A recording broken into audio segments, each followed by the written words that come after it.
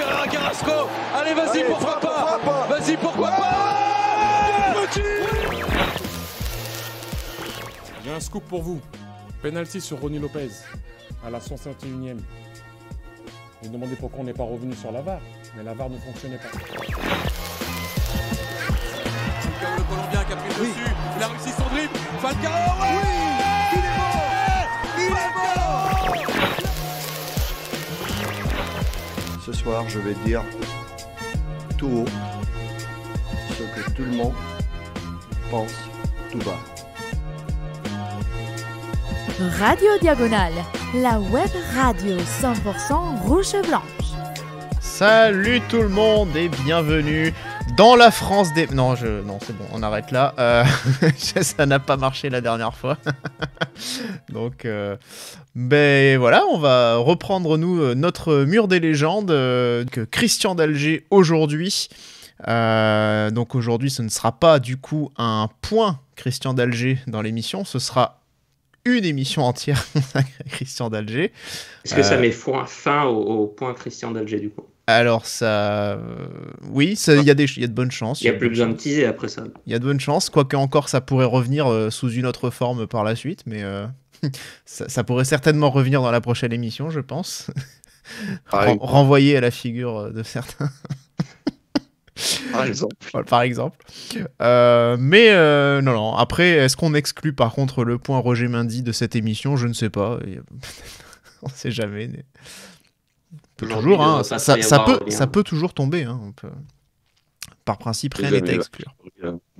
Mais en tout cas, voilà, le casting habituel, vous l'aurez reconnu. Boris et Rome, voilà. Messieurs, bonsoir du coup.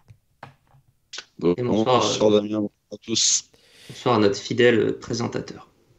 Et pour du coup commencer cette émission, Rome, un chanteur qui te fait penser un traditionnel chanteur pour Christian d'Alger. Christian qui était surnommé Tonton. Alors Tonton, peut-être que ça peut... David, alors. Oui, Tonton David, mais ça sera bien le seul. Hein. Parce que Christian, même tu vois, d'Alger, c'est sûr que non, mais même Christian, il n'y a rien qui me vient pour un chanteur. C'est pas très prénom de chanteur, Christian. Christian d'Alger, ouais, ça fait chanteur pour vieille dame un peu. Oui, de balle, ouais, ça fait. Ouais. Oui, c'est ça.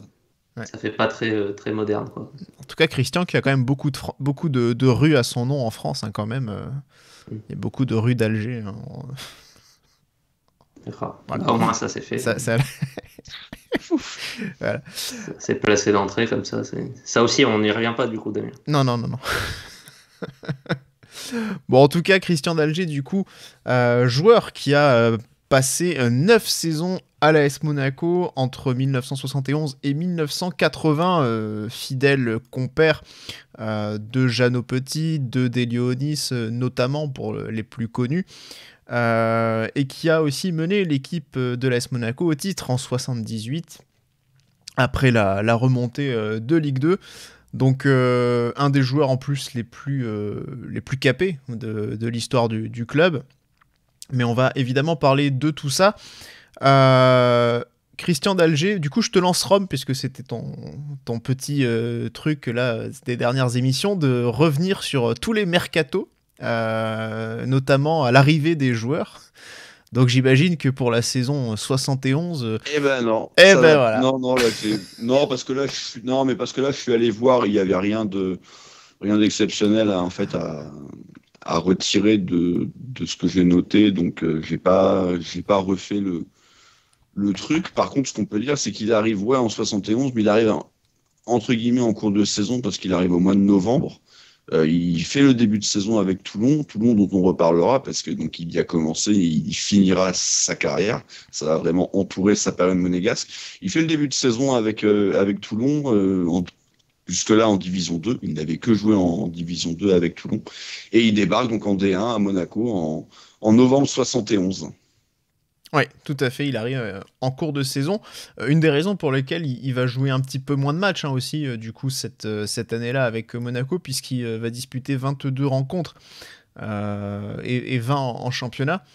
On a un joueur, en tout cas, qui ressemble tout de la bonne pioche, en fait, Boris, quand même. Ouais, ben, un joueur que Monaco avait déjà probablement pu repérer en deuxième division, parce que Monaco, l'année d'avant, joue en deuxième division, donc l'année 70-71, si je dis pas de bêtises. Bah, du coup, dans le même groupe que Toulon, hein, je crois que c'est l'époque encore où il y avait deux groupes en D2, et qui plus est, Monaco a en plus récupéré le coach de Toulon, qui s'appelait à l'époque Jean Luciano, donc qui est à l'AS Monaco depuis déjà une saison, donc probablement voilà une petite connaissance déjà du joueur Christian Dalger, ça a pu faciliter les choses, et effectivement dans une équipe, on l'a déjà dit, hein, je pense que ceux qui suivent les émissions commencent à avoir une bonne compréhension des périodes, des ères de l'AS Monaco. Et vous savez que fin des années 60, début des années 70, c'est pas vraiment une bonne période. C'est un peu une période sombre de l'AS Monaco, et voilà, qui va tenter pendant plusieurs années de se reconstruire et de se maintenir, je dirais même plus, autour de joueurs comme Jean Petit. Et ben voilà, une pioche comme Christian Dalger en provenance de D2, il va pas tarder à la retrouver avec l'AS Monaco, mais voilà, c'est un joueur qui va aussi avoir confirmé quelques années plus tard un vrai niveau première division. Cette saison-là, bon, elle est évidemment ratée, hein. On a une descente en Ligue 2 avec une 19e position au classement. Ce qui va confirmer, par contre, derrière, c'est que Dalger a bien le niveau Ligue 2. Vu la saison derrière qui réalise une saison pleine. Non, mais il y a des joueurs aujourd'hui, on doute, hein, quand même. Ouais. Quand on les voit jouer en Coupe de France, il y a doute. Hein. Ouais. La saison, cette fois, pour Dalger, donc là, on parle de la saison 72-73, en Ligue 2, elle va permettre à l'AS Monaco de remonter en Ligue 1. Et Dalger va réaliser une saison pleine avec 36 matchs disputés et 17 buts inscrits, donc voilà, il y a quand même une belle saison, avec aussi un but en barrage, puisqu'il y avait les barrages à l'époque pour accéder à la Ligue 1, mais Rome derrière, on va retrouver une équipe de Monaco toujours aussi en difficulté en Ligue 1. C'est encore cette période difficile de début des années 70 où le club peine à se stabiliser. Ouais, là, du coup, on arrive sur la saison 73-74. Monaco donc remonte. Ouais, c'est vrai qu'on va finir 16e. Et pour le coup, toi, autant tout à l'heure, il n'y avait rien d'important à noter lors du mercato où il arrive. Autant là, ce mercato 74-73, il y a l'arrivée d'un certain Delionis. Et ça va, là, pour le coup, changer l'attaque monégasque, mais ça va pas se faire tout de suite, parce que même si lui, individuellement, Onis va être très très bon, hein, parce que dès la première saison, Onis marque quand même, si je ne dis pas de bêtises, 26 buts. Voilà. Donc il est déjà... En championnat seulement. Un buteur. Oui, en championnat, oui. Je suis sur le championnat. Ouais. Monaco va finir malheureusement à la 16e position, donc ça va nous permettre de nous maintenir. Par contre, une petite finale quand même de coupe nationale, perdue face à Saint-Étienne. Ouais, c'est ça, face à Saint-Étienne. Donc une saison un peu particulière. Voilà, tu fais finale de coupe, mais d'un autre côté, t'es assez catastrophique en championnat. Mais voilà, pour moi, ce qui est vraiment à retenir de cette saison, c'est que c'est les débuts de ce duo et même trio avec Jean Petit, qui fera quelques années plus tard l'essentiel du travail du titre de 78. Ouais, Monaco qui se sauve en fait cette saison-là suite à un match absolument dantesque qui se termine à 8-4 pour Reims avec un quadruplé de Delionis. Et en fait, il y avait à l'époque des bonus offensifs pour les équipes qui marquaient au moins 3 buts dans une rencontre. Bizarre. Comme en rugby. Et Monaco qui marque 4 buts, donc qui empoche un point bonus et qui lui permet de se sauver. Enfin, voilà, c'était encore d'autres règles qui finissent 16e, hein, donc c'était... Des mallettes ont circulé, à mon avis. C'était pas loin. 8-4, c'est vrai que c'est particulier. Et l'AS Nancy dans la charrette, on connaît. Ah, ça déjà, c'est un classique, ça. Mais voilà, du coup, et je disais Delionis, ouais, qui est vraiment l'arrivée qui va aussi beaucoup changer Boris aussi, parce que c'est une entente, une véritable entente qui va faire merveille avec Christian Dalger, une vraie complicité entre les deux joueurs qui se nouent. Ouais, bah, c'est vrai que c'est la naissance d'un duo qui est probablement. Alors, c'est pas un vrai duo d'attaquants au sens où deux attaquants qui jouent dans l'axe comme on en a eu plus tard. Et d'Alger était l'ailier droit et régulièrement un 4-3-3. Mais si on parle de duo offensif, c'est probablement le plus marquant de l'histoire hein, du club. Peut-être pas le plus fort en talent pur, évidemment, mais si on combine la longévité, les buts marqués, les buts assistés de l'un à l'autre, le palmarès aussi. Voilà, c'est un des très très grands duos de l'histoire et l'histoire a été un peu ingrate, a surtout retenu évidemment Delionis, mais on va avoir évidemment, pour reprendre, pour citer l'autre, le Robin de Batman avec Christian d'Alger vis-à-vis de Delionis. Ouais, c'est la naissance d'une complicité qui va durer on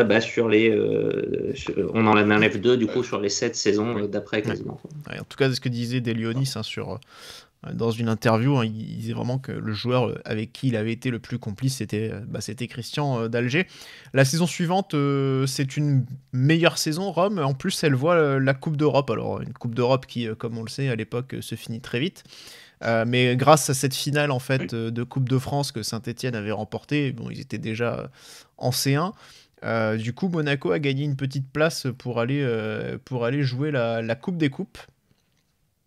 Ouais, éliminé dès les 16e, hein, donc ça va vite. 32e de Coupe de France et 10e place de D1, donc oui, c'est mieux sur ce point-là, mais ça reste une saison très, très décevante avec encore une fois un Delionis qui surnage, parce que là, il va atteindre carrément les 30 buts en D1, ce qui est tout simplement sa meilleure saison. Ouais, 37 buts même au total. Hein, Au total, ouais, mais 30 en D1, c'est sa meilleure parce qu'il en marquera 30 quelques années plus tard en championnat, mais ça sera en Ligue 2. Ouais.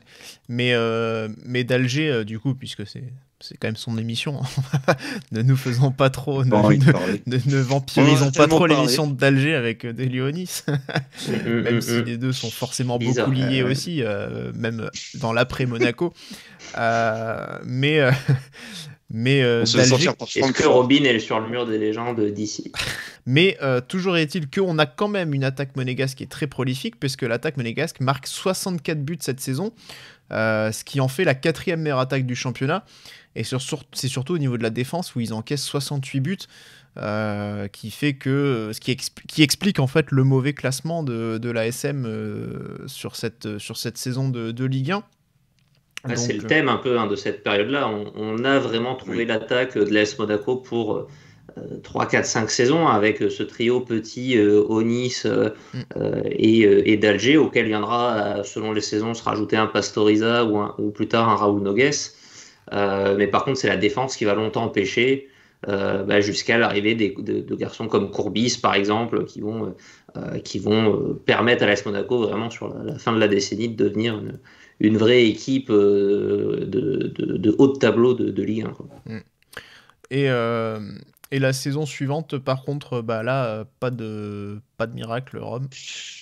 Cette fois, c'est la charrette. On en a souvent parlé de ces 3 descentes. Alors, il fait pas la première puisqu'il arrive juste après, mais ouais, là, c'est de nouveau 18e place, c'est de nouveau relégué, c'est 32e en coupe, donc c'est pas bon. Et l'attaque encore est quand même moins bonne parce qu'il y a 53 buts, il y en a 29 pour Onis, donc c'est vraiment comment il vampirise quand même le jeu.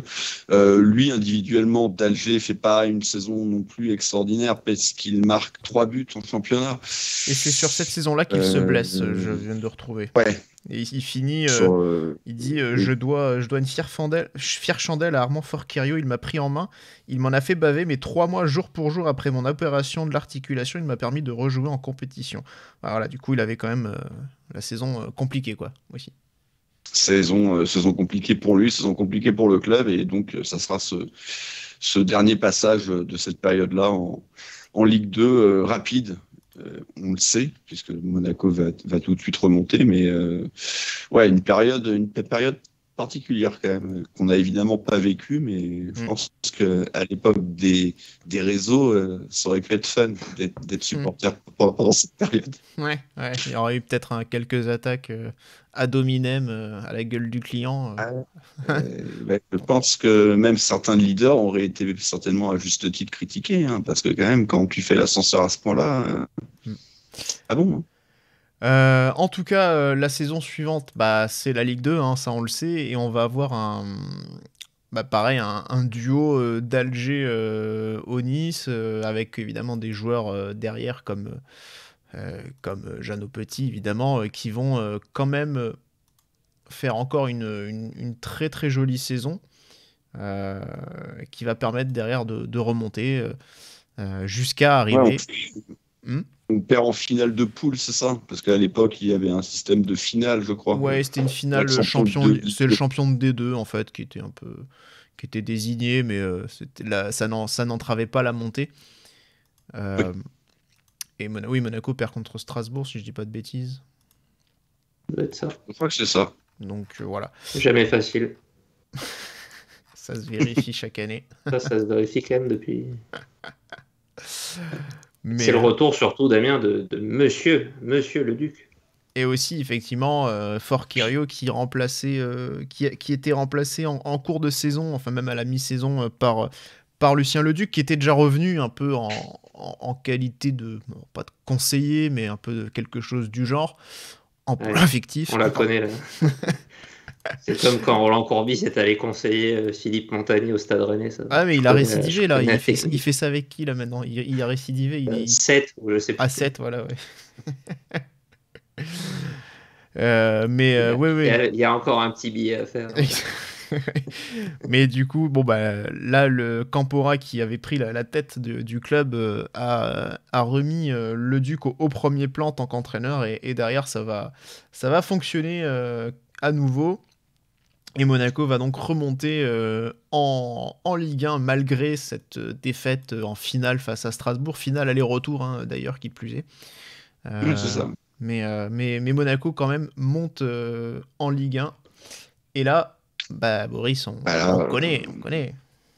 Et là, c'est l'exploit, c'est effectivement l'enchaînement. Promotion depuis la D2 et titre de Ligue 1 dans la foulée. Voilà, on en a déjà parlé, effectivement, c'est pas le premier joueur, c'est au moins le troisième de cette, même 4 si on comptait Tori, de cette génération-là, qu'on fait. Donc voilà, Monaco qui, sur base de ce titre, et sans être non plus forcément... c'est pas ce qu'on a pu vivre avec Ribolovlev, où on remonte en D1, on en parlera la semaine prochaine, et on fait venir quelques gros joueurs. Là, c'est vraiment avec la base de l'année précédente et quelques joueurs en plus, mais avec forcément un Lucien Leduc à la manœuvre. Ce que je veux dire, c'est qu'on a sûrement fait un bon recrutement derrière, mais c'est pas non plus des pétrodollars qui sont venus changer la dimension du club. Et notamment le secteur offensif qui bouge à la marge, hein, on l'a dit, hein, c'est plutôt les défenseurs, mais voilà, d'Alger pour le coup qui va se mettre au niveau, lui en particulier, hein, de la première division, et faire très probablement sa meilleure saison à lui-même, et dans la meilleure saison du club depuis très longtemps, hein, parce que Monaco regoute à un titre, ce qu'il n'avait pas connu depuis 15 ans tout simplement. Ouais, il fait une grande saison, parce que c'est cette année-là où il inscrit 20 buts. Ouais, c'est certainement sa meilleure, c'est l'année de l'explosion, mais c'est vrai qu'on parlait de la défense, il y a quand même Gardon, Courbis et Vitalis, hein, qui arrivent. Oui, c'est ça. En fait, il y a toute la défense qui arrive, plus Alain Moisan, plus Raoul Nogues. Il y a quand même 5 titulaires qui débarquent et qui seront clés dans le titre. Donc c'est quand même un sérieux mercato a posteriori. C'est sûr que peut-être à l'époque, quand ces mecs-là sont arrivés, on s'est pas dit évidemment si c'est Toulalan, c'est Falcao, c'est Rames, oui. Ouais. Et au final, ça a fait une sacrée différence, surtout les 3 défenseurs. Surtout Vitalis qui faisait son retour, d'ailleurs. Oui, Vitalis qui faisait son retour, absolument. Mais c'est vrai que c'était le chantier, finalement. C'est peut-être aussi ce qui manquait. Et c'est d'ailleurs ce que regrettait un Jean Petit. Quand il disait, quand on voyait la qualité qu'il y avait devant, on regrette que finalement ça suivait pas trop en défense, et qu'on n'a pas su parce que ça aurait peut-être permis justement à Monaco de briller un peu plus dans ces années 70, Un peu plus tôt. Un peu plus tôt, voilà, exactement. Donc c'est un des regrets justement de Jean Petit, et c'est vrai que c'était aussi un des chantiers de Campora au moment de la remontée, de trouver une arrière-garde solide. Mais voilà, en tout cas, Monaco, du coup, derrière, qui est bien lancé en Ligue 1, enfin en D1, le titre, et puis ensuite 2 quatrièmes places en 78-79 et en 79-80. La Coupe d'Europe aussi également, notamment la C1 que va découvrir Christian d'Alger aussi après le titre. Donc 4 matchs, là aussi pareil, on sait très bien que Monaco, ces années-là, ça n'allait pas très longtemps ça ne restait pas très longtemps en Coupe d'Europe, malheureusement, hein. Là c'était le Steaua Bucarest et ensuite une élimination face à Malmö. En tout cas, un dernier titre aussi pour d'Alger en 80 avec la Coupe de France, avec cette fameuse polémique, mais qui n'était pas de son fait, avec le but de Delionis. Mais voilà, Monaco qui gagne un deuxième trophée en quelques saisons. Et puis derrière, le départ. Le retour aux sources. Le retour aux sources, alors. En Division 3. Donc vraiment, là, il part. Alors j'ai lu qu'il devait signer à Metz. Il devait signer 2 ans à Metz. Mais je ne sais pas pour quelle raison. Finalement, ça ne s'est pas fait. Il allait visiter la ville. La Lorraine, ouais. Voilà. Il a pas aimé le projet. Il n'a pas trouvé le projet sportif très intéressant. Je préfère jouer en Division 3 au soleil, en fait. Les installations ne lui ont pas plu. Ouais, mais non, pour le coup, Metz en plus, non, début des années 80, ils vont nous piquer une coupe, enfin ils vont nous battre en finale de Coupe de France, donc il y a quand même ça reste bien le FC Metz quand même. Metz. Oui, non, mais ça reste la ville de Metz aussi. Oui. Ouais, j'espère qu'il n'y a pas de Messin qui nous écoute, parce que sinon ça. Autant Nancy c'est sympa, mais allez bim, ça c'était la dernière pour être sûr. Là, tu me fais plaisir. C'est quand même beaucoup plus sympa que Metz. Mais voilà, je sais pas, il y a eu un faux départ à Metz, et effectivement, il va retourner à Toulon, où il retrouvera un petit peu plus tard Delionis, justement, à nouveau. Delionis qui fait d'abord un petit écart par tour. Mais voilà, il va effectivement signer en D3 à Toulon, après donc 9 saisons de bons et loyaux services. Où il va quand même, en parlant un petit peu plus du profil du joueur, il va quand même pas mal régaler, hein, on peut le dire, les spectateurs. Alors, selon Norbert Siri, hein, dans son livre, il disait quand même, il ne laissait jamais indifférent. Il irritait souvent, même ses plus fervents supporters, mais quand il était en forme, il enchantait le public par ses courses déroutantes, sa technique inspirée et sa lumineuse clairvoyance. Parfois, surtout en 78, on pouvait le croire génial, ou presque. Ouais, 78, j'aime beaucoup cette chute. Vraiment ça. C'est le presque qui Ouais, c'est ou pas. Mais ouais, non, mais 78, voilà, c'est vraiment l'apex de sa carrière. On n'en a pas parlé. Voilà, Coupe du Monde, il a quand même 6 petites sélections avec les Bleus, 2 buts. Il participe à la Coupe du Monde 78 avec Jeannot Petit, du coup. C'est une Coupe du Monde qui sera pas extraordinaire pour les Bleus, mais c'est vrai qu'il a vraiment, cette saison-là, c'est son sommet, c'est son chef-d'œuvre, que ce soit individuel et collectif. Pour autant, c'est vrai que j'avais lu quand même que il a eu finalement un peu de mal. Alors, il n'a pas eu beaucoup de matchs en tant qu'internationaux, un peu à l'image de Jean Petit. Il en a eu 6 seulement, il a marqué 2 buts, mais c'est vrai que c'est plus le sentiment aussi que lui-même, en tout cas a pu être pas mal critiqué. J'avais vu que finalement le public l'avait pas mal l'avait sifflé même à un moment. Alors je crois que c'est une histoire parce que il me semble qu'ils étaient au Parc des Princes et que en même temps les Parisiens voulaient voir rentrer, je sais pas si c'était pas Rocheteau. Et du coup il sifflait Christian d'Alger pour faire en sorte que Rocheteau rentre. Mais voilà, mais effectivement c'est un peu le sentiment, c'est aussi qu'il a jamais vraiment franchi le cap non plus. Au niveau international, c'est plus ça qui prédomine, même dans ses performances où j'avais pu lire qu'une des performances qui était retenue, c'est que il était passé même à côté de son match. Alors, il en a joué que 6, donc du coup, ça fait déjà 1 sur 6 de raté. Donc, voilà.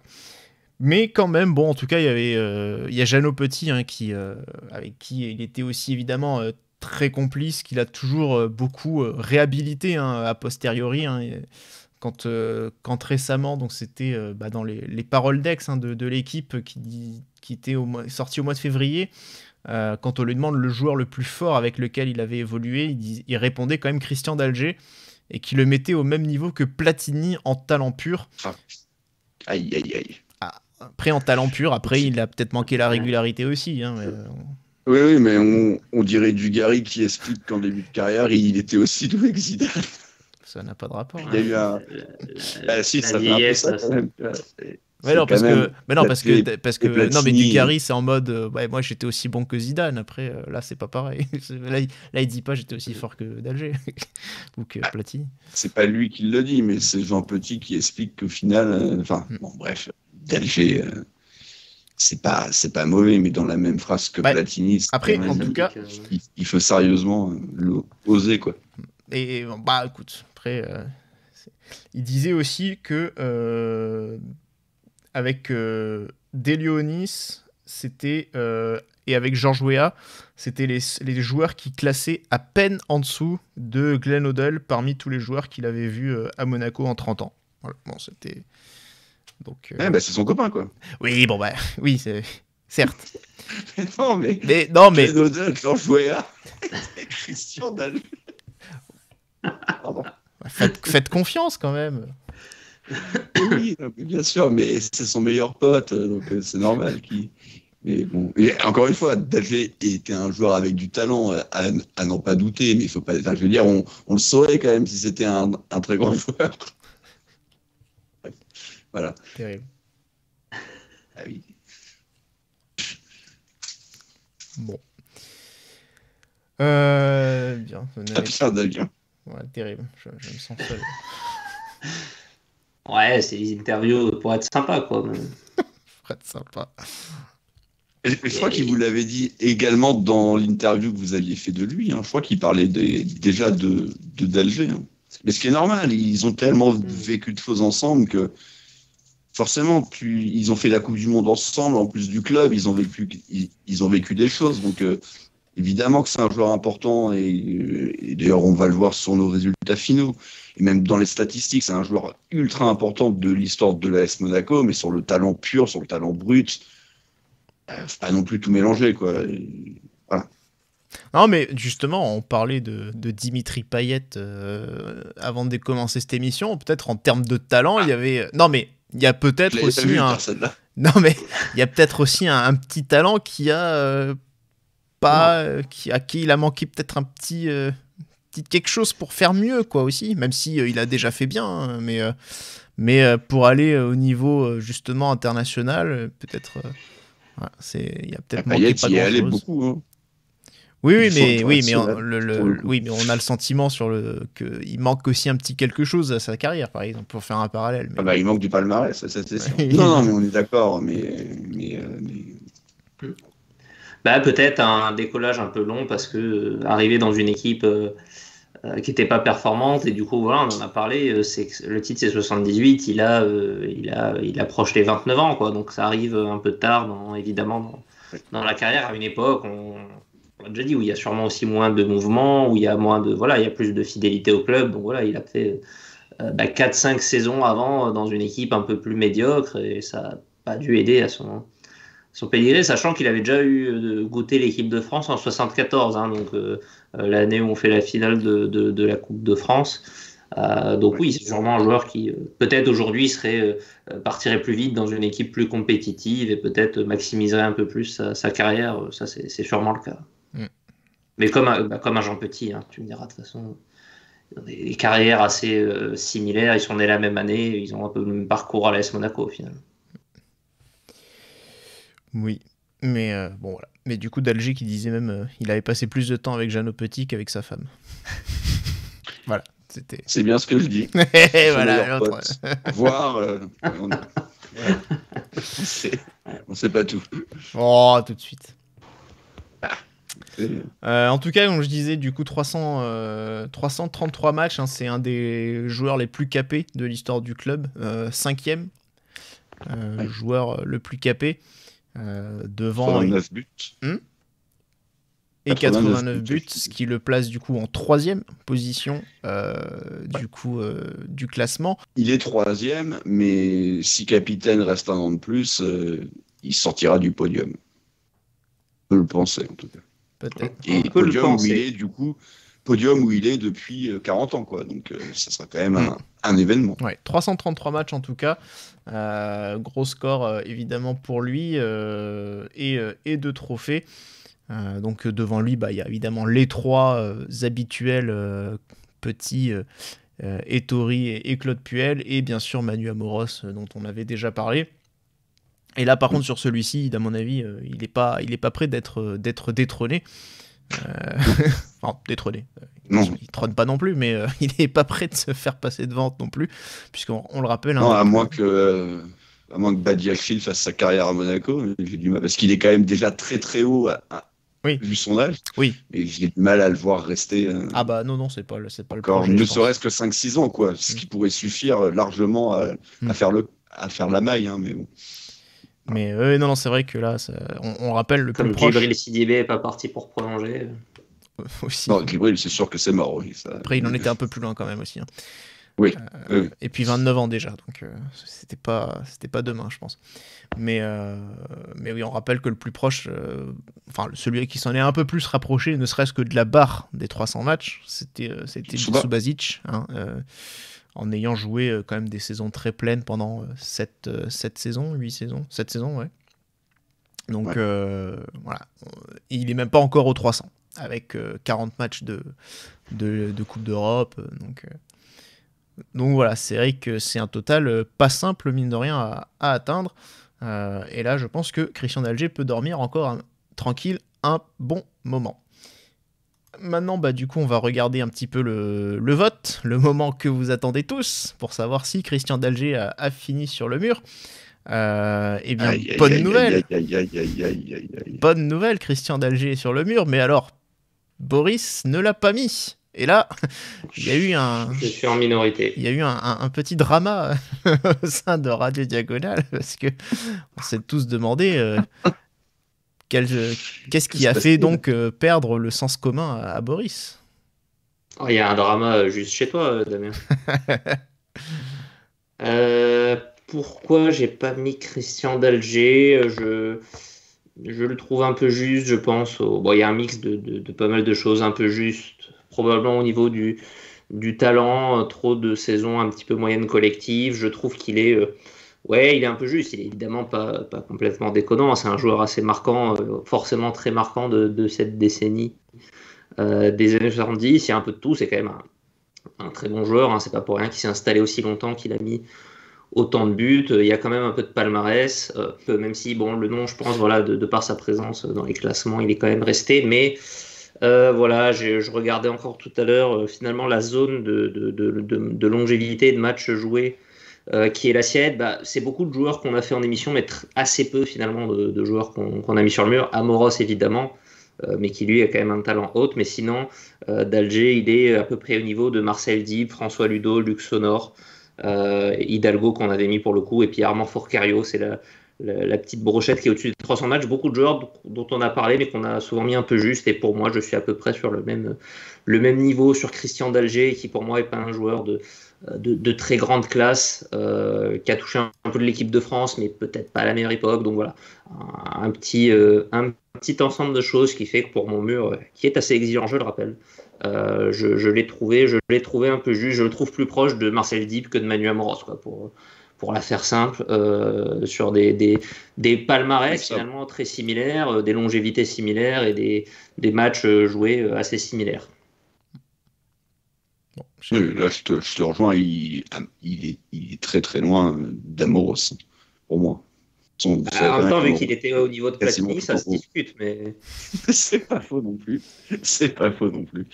Mais non, mais ouais, je comprends ce que tu dis, Boris. Malgré tout, pour moi, quand même, d'Alger, même si c'est un peu c'est le running gag sur beaucoup d'émissions, il représente quand même une époque avec ce trio mythique et même ce duo d'attaque mythique avec Onis. Voilà, c'est notre Stockton Malone des années 70 de foot, quoi. Après, voilà, est-ce que c'est d'Alger qui a fait que Onis a marqué autant de buts, ou est-ce que c'est parce qu'il y avait Onis que d'Alger a fait autant de passes décisives et a été aussi bon? C'est toujours compliqué de réellement savoir, mais pour moi, quand même. Ouais, oui, c'est vrai. C'est vrai qu'on pourra reparler effectivement de Valère Germain dans sa complémentarité avec Falcao dans l'émission de la semaine prochaine. Oh là là. Pour moi, il y a un parallèle qui tient presque plus là, effectivement. Commence pas. Ouais, mais il joue quand même vraiment. Et qui sert vraiment pas trop la cause. Il joue vraiment ailier quand même. Mais après, voilà, donc 89 buts, on l'a dit, plus de 300 matchs. Après, je lui ai mis ce petit point en moins en palmarès, comme j'avais fait pour Jean Petit, parce que malgré tout, il y a 2 descentes. Et malgré tout, quand même, ça a de l'impact. Donc, même s'il y a une coupe et un championnat, ce qui en temps normal aurait valu plus, moi, je compte également quand c'est négatif. Donc, malgré tout, pour moi, il est sur mon mur, et sur les 20-25 mecs que je vais mettre, oui, il est dans le dernier quart de tous ces mecs-là, mais il y est, il ne peut que y être. Je me suis pas vraiment posé la question, en fait, si d'Alger ou pas devait avoir sa place sur le mur. Mais tu avais quand même fait durer le suspense. Hein. Ouais, c'est pour te faire chier un peu, ouais. Ouais, j'ai bien compris. Mais bon, en tout cas, voilà. Donc, nous avons décidé de mettre Christian d'Alger sur le mur, et nous le voyons donc prendre place à côté de Sonny Anderson. Entre donc Christian, voilà, parmi les légendes de l'AS Monaco. Comme le Panthéon, on fait rentrer n'importe qui.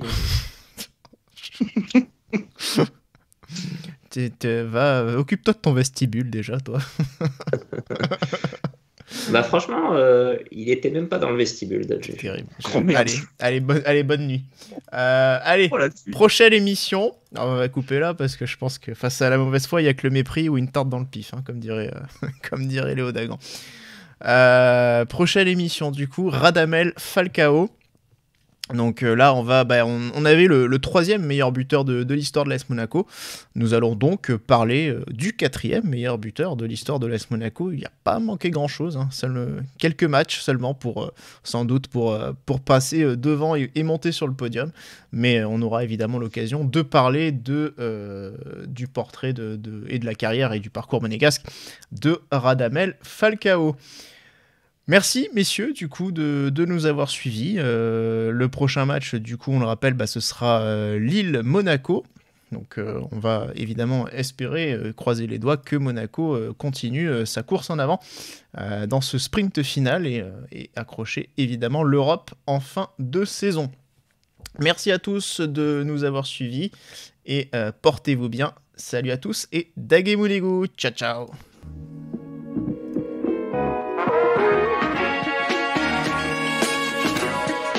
Et bisous.